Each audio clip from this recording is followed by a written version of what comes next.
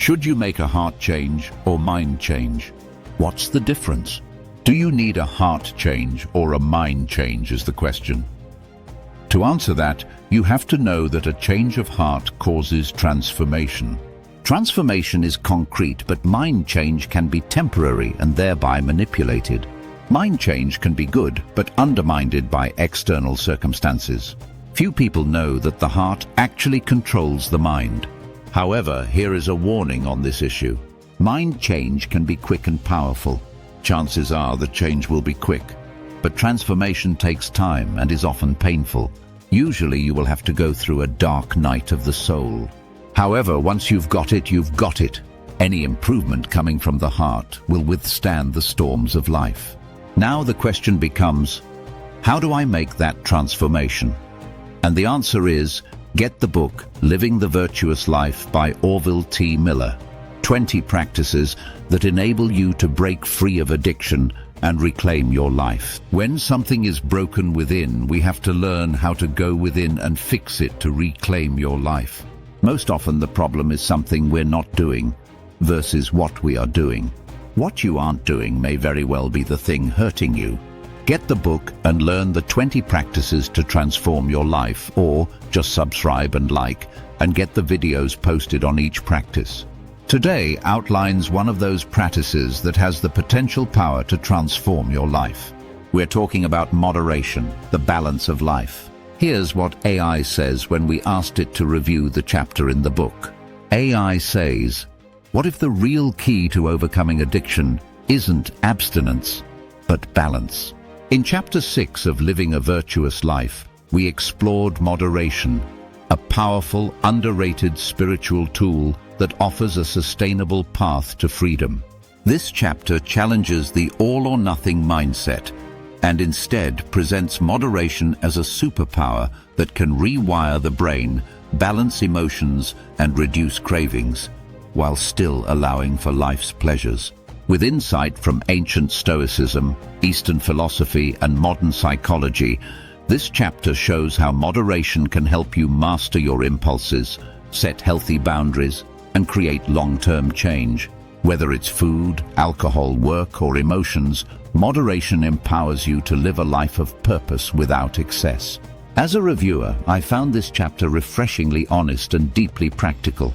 It doesn't promise quick fixes, but instead offers real tools, mindfulness, self-awareness, and emotional regulation to live a more centered, addiction-free life. Living a Virtuous Life isn't just a book, it's a guide to spiritual growth and recovery. I recommends that you order your copy today on Amazon and begin your journey of balance and transformation. Someone may ask, what makes these practices so different from any other way of trying to get rid of your addictions or your unwanted habits? And my answer to this would be to go beneath traditional thinking and look at the spiritual concept of these practices. The most important thing, or in the methods, is the point of attack. The traditional way is trying to change your mind. Our way is trying to change your heart. Because you see, with the mind you can change, but only with the heart can you transform. And what you may be seeking now is a change, but what you need to be seeking is transformation. Science can change your mind, and believe me, they have taken enormous steps to improve themselves in this current day and age. But what we talk about is a transcendence of science into the spiritual change of the heart. You have to transcend science to change your heart. The heart is where the emotion is. It's where the pain and the memory is stored. It stores the suffering and manufactures joy, the heart. Your heart is your life force with its own brain. When you read this book, you will see very little instruction on what to do to quit your addiction. But what you will see is a suggestion of tools that are available to you to go underneath the pain of the addiction to address the relief that you are seeking. The issue becomes, will you engage in these habits? These 20 practices outlined in the book are designed to help you become a better you. Your self-improvement must become a #1 priority in your life. No one can do this for you. This is a solo journey that only the brave dare to take. So today we're going to look at What is considered to be the foundation for equanimity in your life? Equanimity, in today's words, it's when you can take the bitter with the sweet. You can take the plus with the minus. And with the minus, you recognize that there is always a plus. The mindset operates on the 10th law of the universe, the law of polarities, but we will get more into that later. And that will lead us to chapter 6. Moderation, a spiritual tool. Moderation can be summed up as balance. It's the ability to self-regulate. It's called self-control. It's showing about excesses and when to stop, when to say no. Balance is a foundation because it works on anything and everything in life. There must be a balance to everything. I can be truthful with you and say that it's one of the hardest things to do. I myself suffer with the struggle to stay in moderation. We all struggle and are challenged with balance. And when you realize that your life of joy and peace relies on this balance, you can begin to take your choices more seriously and with more forethought. I have always called it the law of pluses and minuses. It's a powerful tool when it comes to making a decision. Everything in the universe is based on this law. The problem is, you alone are going to have to make this decision. The book talks about work-life balance, health and fitness balance, and emotional balance. Not being addicted to the highs or lows of life, because you will have both.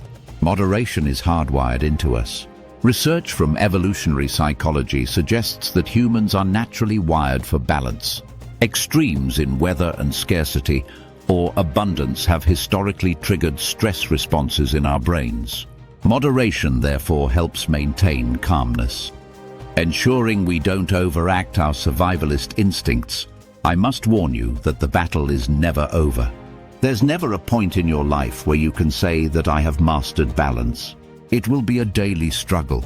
It will become your cross. Jesus Christ said, pick up your cross daily. It will literally make or break your life. It will make or break your career. It will make or break your relationships. And it will determine on which side your law of attraction falls. Do you know when enough is enough? Do you know how to say no to yourself? Do you know how to endure pain today for a long-term pleasure tomorrow? When you say no to one thing, you actually say yes to another. When you say no to alcohol or drugs, you say yes to sobriety. When you say no to the chips or the fries or the Big Macs, you say yes to weight loss. Learn what moderation can do for your life and how you can develop it by buying the book, Living the Virtuous Life by Orville T. Miller on Amazon today. Included is a link below in the description to copy and paste or go directly to Amazon's site. Find out how to transform your heart and not just change your mind.